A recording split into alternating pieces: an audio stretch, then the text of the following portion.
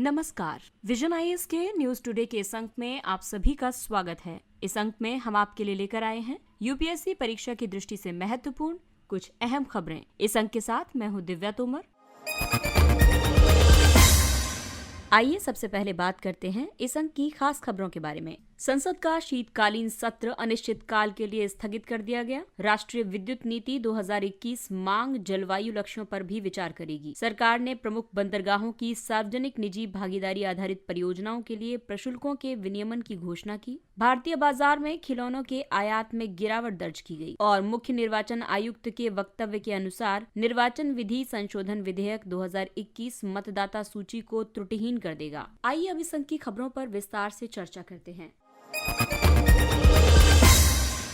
संसद का शीतकालीन सत्र अनिश्चित काल के लिए स्थगित कर दिया गया। संसद का शीतकालीन सत्र निर्धारित समय से एक दिन पहले स्थगित कर दिया गया। इस सत्र के दौरान लोकसभा की उत्पादकता 82% और राज्यसभा की उत्पादकता 48% रही। अनिश्चित काल के लिए स्थगन का अर्थ है संसद की बैठक का अनिश्चित काल के लिए आयोजित नहीं होना। आपको बता दें कि ये शक्ति सदन के पीठासीन अधिकारी के पास होती है। संसदीय उत्पादकता में आई गिरावट की बात करें तो पीआरएस की रिपोर्ट के मुताबिक 15वीं लोकसभा के दौरान संसदीय कार्यवाही में बार बार बाधा की वजह से लोकसभा अपने निर्धारित समय के 61% और राज्यसभा 66% ही काम कर पाई थी। लगातार बाधाओं और घटती उत्पादकता की वजह से विवादित और सार्वजनिक महत्व के मामलों पर चर्चा, जिसमें कि बाल विवाह विधेयक और चुनाव सुधार विधेयक शामिल थे। इसके अलावा संसदीय मानदंडों का पालन नहीं करने वाले दल, गैर सूचीबद्ध चर्चा के लिए समर्पित समय की कमी और दलगत राजनीति शामिल है। इस तरह के अनिश्चित स्थगन का काफी प्रतिकूल प्रभाव पड़ता है। इससे सीमित जवाबदेही संसदीय समितियों की अप्रभाविता को प्रेरित करती है। इसकी वजह से विधेयक शीघ्रता में पारित कर दिए जाते हैं और अध्यादेश की प्रवृत्ति को बढ़ावा मिलता है।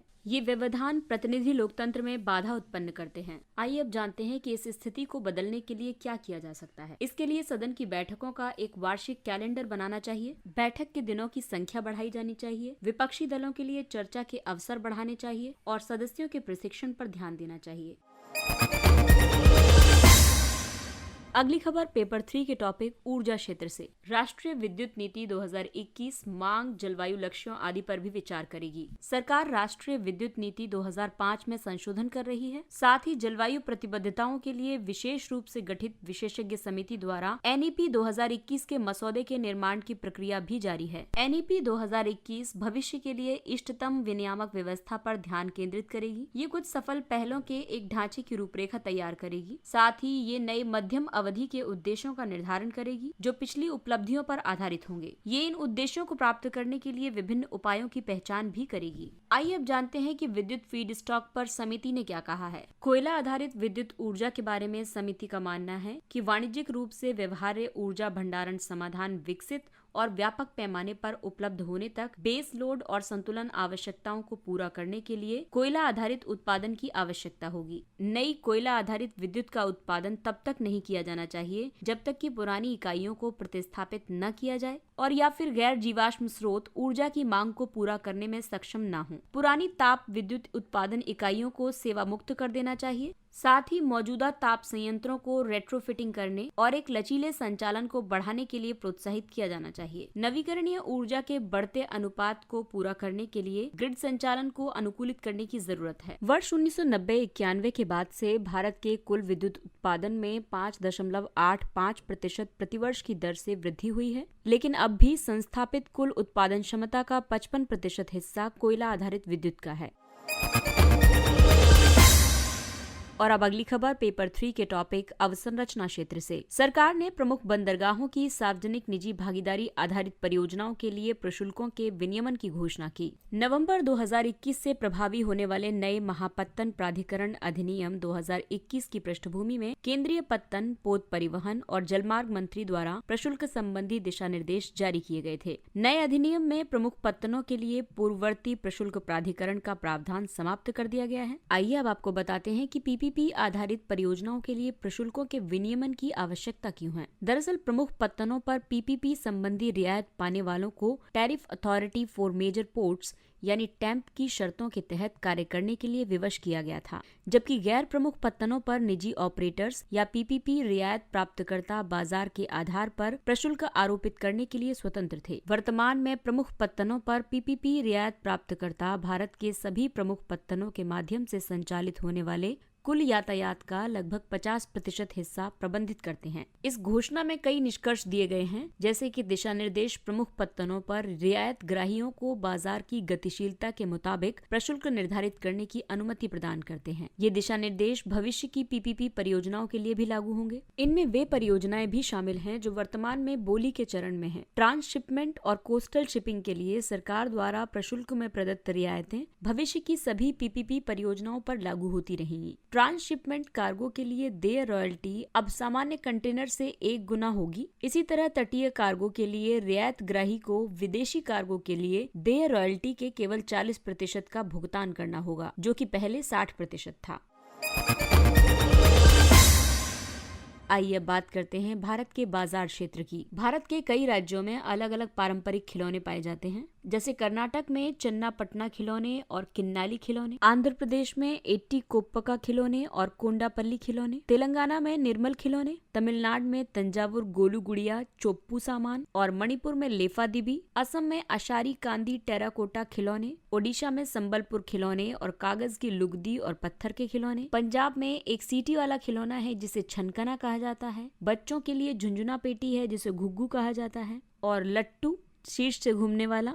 इसके अलावा किचन सेट जिसे हंदवई कहा जाता है, और गुजरात का थिगडा ढिंगला। वित्तीय वर्ष 2019-20 की तुलना में वित्तीय वर्ष 2020-21 में harmonise system of nomenclature code 9503 के तहत वर्गीकृत खिलौनों के आयात में 53.58% की कमी दर्ज की गई है। इसी तरह इसी अवधि में harmonise system of nomenclature code 9505 के रूप में वर्गीकृत खिलौनों के आयात में 37.61% की कमी दर्ज की गई है। Harmonise system of nomenclature code विश्व सीमा शुल्क संगठन द्वारा राष्ट्रीय और अंतर्राष्ट्रीय दोनों तरह के सामानों के व्यवस्थित वर्गीकरण के लिए प्रस्तुत किया गया था। दरअसल भारत के स्थानीय खिलौना उद्योग को बढ़ावा देने की आवश्यकता है। भारत ने वर्ष 2020 में लगभग $1.5 बिलियन अमेरिकी डॉलर के खिलौनों का आयात किया था। आपको बता दें कि घरेलू खिलौना बाजार में चीन और ताइवान का लगभग 90% हिस्सा है। भारतीय गुणवत्ता परिषद के अध्ययन के अनुसार 67% आयातित खिलौने एक परीक्षण सर्वेक्षण में विफल रहे हैं।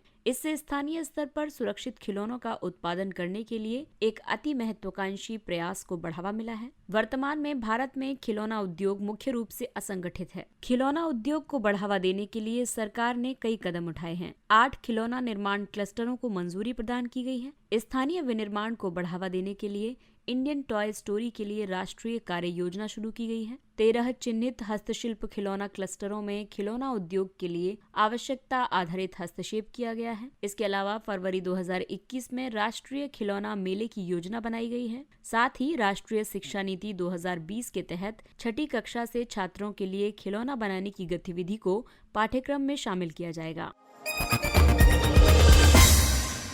अगली खबर पेपर 2 के टॉपिक निर्वाचन से संबंधित है। मुख्य निर्वाचन आयुक्त के वक्तव्य के मुताबिक निर्वाचन विधि संशोधन विधेयक 2021 मतदाता सूची को त्रुटिहीन कर देगा। अन्य सुधारों के साथ ये विधेयक मतदाता सूची के डेटा को आधार प्रणाली के साथ जोड़ने में सक्षम बनाता है। ये मतदाता सूची को त्रुटिहीन बनाने में मदद करेगा, क्योंकि ये मतदाता सूची में नामों के दोहराव को समाप्त कर देगा। हालांकि विशेषज्ञों ने इस तरह के लिंकेज को लेकर चिंता प्रकट की है। इससे निजता के अधिकार के उल्लंघन की संभावना है। यदि लिंकेज अनिवार्य नहीं है तो क्या विधेयक का कार्यान्वयन सफल होगा? त्रुटिपूर्ण तरीके से गैर नागरिक भी मताधिकार प्राप्तकर्ता हो सकते हैं, क्योंकि आधार निवास स्थान का प्रमाण पत्र है। इसके अलावा कई अन्य सुधार भी हैं जिन्हें अभी संबोधित किया जाना है, जैसे कि एक व्यापक आधार वाले कोलेजियम के माध्यम से आयुक्तों की नियुक्ति करके संवैधानिक नियुक्तियों को राजनीतिकरण से मुक्त करना, सुरक्षा बलों की संख्या बढ़ाकर चुनावों में चरणों की संख्या को कम करना, राष्ट्रीय चुनावी कोष के माध्यम से या प्राप्त मतों की संख्या के आधार पर राजनीतिक दलों को राज्य वित्त पोषण प्रदान करना,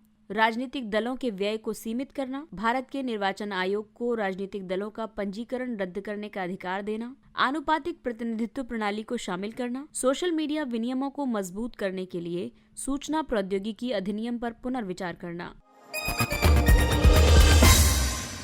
आइए अब आपको बताते हैं कुछ अन्य महत्वपूर्ण सुर्खियों के बारे में जो कि परीक्षा की दृष्टि से महत्वपूर्ण है। राष्ट्रीय वरिष्ठ नागरिक परिषद। सामाजिक न्याय एवं अधिकारिता मंत्री की अध्यक्षता में गठित ये परिषद वृद्ध व्यक्तियों के लिए राष्ट्रीय परिषद का स्थान लेगी। राष्ट्रीय वरिष्ठ नागरिक परिषद का कार्यकाल 5 वर्ष का होगा। इस परिषद का उद्देश्य नीति के कार्यान्वयन की निगरानी करना और वरिष्ठ नागरिकों की चिंता पर सरकार को सलाह देना है। इसी के समान एक निकाय का गठन प्रत्येक राज्य में किया जाएगा। इसे पहली बार वरिष्ठ नागरिकों के लिए राष्ट्रीय नीति 2011 के तहत प्रस्तावित किया गया था। यूएनएससी प्रस्ताव 2615। संयुक्त राष्ट्र सुरक्षा परिषद ने अफगानिस्तान को मानवीय सहायता पहुंचाने के लिए सर्वसम्मति से एक प्रस्ताव पारित किया है। प्रस्ताव 2615 तालिबान से जुड़े व्यक्तियों और संस्थाओं के संबंध में 2255 एवं 1988 के प्रस्तावों के तहत लगाए गए प्रतिबंधों में मानवीय सहायता के लिए छूट प्रदान की गई है। प्रस्ताव में प्रत्येक 6 महीने में इन कार्रवाइयों की अनिवार्य समीक्षा का प्रावधान भी है। शीतजल मात्स्यिकी अप्रयुक्त संसाधन पर वेबिनार। इसका आयोजन मत्स्य पालन, पशुपालन और डेयरी मंत्रालय द्वारा किया गया है। मत्स्य उत्पादन में भारत का स्थान तीसरा और जलीय कृषि में दूसरा है। मीठे पानी की जलीय कृषि जो कुल मछली उत्पादन में लगभग 55% का योगदान करती है, ये मुख्य रूप से छोटे किसानों और संस्थागत संस्कृति मत्स्य पालन द्वारा संचालित होती है। मत्स्य पालन और जलीय कृषि उत्पादन भारत के सकल घरेलू उत्पाद में लगभग 1% और कृषि सकल घरेलू उत्पाद में 5% से ज्यादा का योगदान करते हैं। मात्स्यिकी क्षेत्र लगभग 14.5 करोड़ लोगों को रोजगार प्रदान करता है।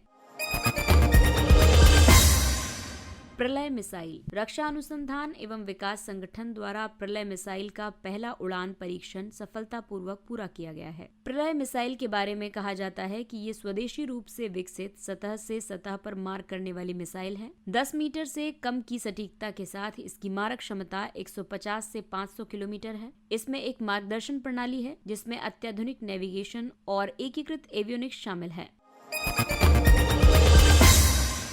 राष्ट्रीय ऑक्सीजन प्रबंधन कार्यक्रम। केंद्र सरकार ने मेडिकल ऑक्सीजन की बर्बादी को रोकने और इसके तर्कसंगत उपयोग में स्वास्थ्य देखभाल श्रमिकों को प्रशिक्षित करने के लिए इस पहल की शुरुआत की है। राष्ट्रीय ऑक्सीजन प्रबंधन कार्यक्रम के तहत देश भर के प्रत्येक जिले में कम से कम एक ऑक्सीजन प्रबंधक की पहचान की जाएगी और उन्हें प्रशिक्षित किया जाएगा। ये प्रशिक्षित पेशेवर अपने अपने जिलों में ऑक्सीजन थेरेपी और प्रबंधन पर प्रशिक्षण का नेतृत्व करने के लिए जिम्मेदार होंगे। वे ऑक्सीजन वितरण के ऑडिट और एक वृद्धि परिदृश्य के लिए तैयारियों में भी सहयोग करेंगे। ईशान उदय छात्रवृत्ति योजनाएं। विश्वविद्यालय अनुदान आयोग यानी यूजीसी ने ईशान उदय पूर्वोत्तर क्षेत्र के लिए विशेष छात्रवृत्ति योजना को शुरू किया है। इस योजना का उद्देश्य इस क्षेत्र के छात्रों को वित्तीय सहायता प्रदान करके NER में यानी नॉर्थ ईस्ट रीजन में उच्चतर शिक्षा को बढ़ावा देना है। वर्ष 2017-18 से ये योजना राष्ट्रीय छात्रवृत्ति पोर्टल में शामिल की गई है। NSP एक वन स्टॉप समाधान है जहां छात्र केंद्र और राज्य सरकारों द्वारा दी जाने वाली विभिन्न छात्रवृत्ति योजनाओं के लिए आवेदन कर सकते हैं।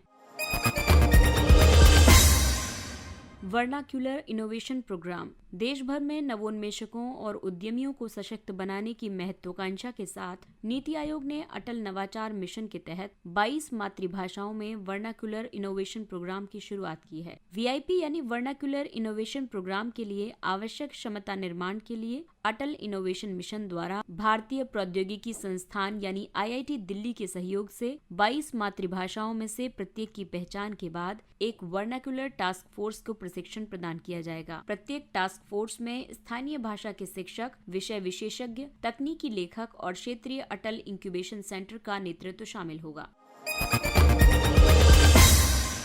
सुडोफेड्रीन। सुडोफेड्रीन को एक दवा के रूप में जाना जाता है। इसका उपयोग एलर्जी, ठंड आदि के कारण बंद नाक को राहत देने के लिए किया जाता है। स्वापक औषधि और मनः प्रभावी पदार्थ यानी NDPS अधिनियम 1985 के तहत ये भारत में 7 नियंत्रित पदार्थों में से एक है। इन पदार्थों को प्रीकर्सर पदार्थ के रूप में भी जाना जाता है। ये ऐसे रसायन हैं जिनका उपयोग स्वापक औषधि और मनः प्रभावी पदार्थों के निर्माण के लिए किया जा सकता है। अन्य नियंत्रित पदार्थ एसिटिक एनहाइड्राइड, एफेड्रिन और इसके लवण N-acetyl anthranilic acid, anthranilic acid तथा 2 अन्य हैं। नारकोटिक्स कंट्रोल ब्यूरो द्वारा अन्य एजेंसियों के साथ औषधियों में सुडोफेड्रीन के उपयोग की निगरानी की जाती है। तोलकाप्पियम।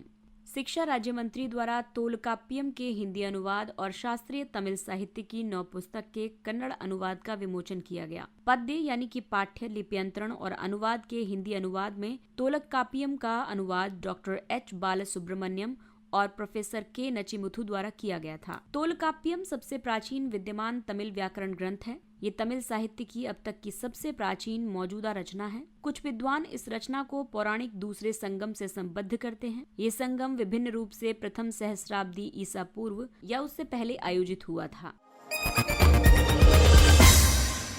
स्थानीय ब्रांड नामदफा गुडनेस। उत्तर पूर्वी क्षेत्र विकास मंत्रालय द्वारा अरुणाचल प्रदेश के चांगलांग में इसकी शुरुआत की गई है। चांगलांग तांगसा, सिंगफो और तुत्सा, नोक्टे, लिसु, देवरी आदि जैसी जनजातियों की गृह भूमि है। वर्तमान में इस ब्रांड के तहत केले के चिप्स जैसे खाद्य पदार्थों सहित विभिन्न प्रकार के उत्पादों, अदरक और हल्दी पाउडर जैसे मसाले, बेकरी आइटम, स्थानीय रूप से काते हुए कपड़े और सैनिटरी नैपकिन आदि का विपणन किया जा रहा है। उत्पादों को स्थानीय दुकानों, ग्राम कुटीरों और नाबार्ड मार्ट्स एवं निजी उद्यमियों की एक श्रृंखला के माध्यम से वितरित किया जाता है। नामदफा राष्ट्रीय उद्यान और टाइगर रिजर्व अरुणाचल प्रदेश के चांगलांग जिले में स्थित है। इसके साथ ही ये अंक समाप्त होता है। अगले अंक में फिर मुलाकात होगी कुछ अन्य महत्वपूर्ण खबरों के साथ। तब तक सावधानी बरतिए, क्योंकि कोरोना अभी समाप्त नहीं हुआ है। इसलिए मास्क पहने, सुरक्षित दूरी बनाए रखें, हाथ और चेहरा साफ रखें और टीकाकरण अवश्य करवाएं। और अब हमें यानी विजन IAS की पूरी टीम को दीजिए इजाजत।